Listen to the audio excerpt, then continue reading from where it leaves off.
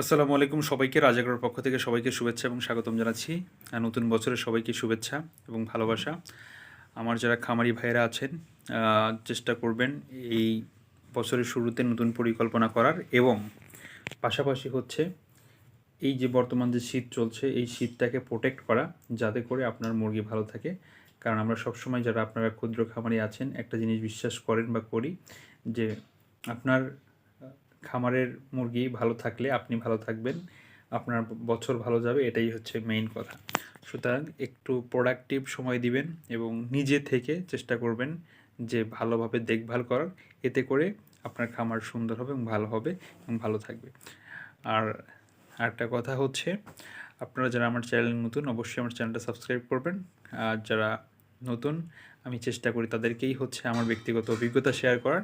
এতে করে কি হয়, আমি আমার যে ভুলগুলো করেছি এই ভুলগুলো যেন আপনি না করেন সেটাই হচ্ছে চেষ্টা করি। ভালো থাকবেন সবাই। আসসালামু আলাইকুম।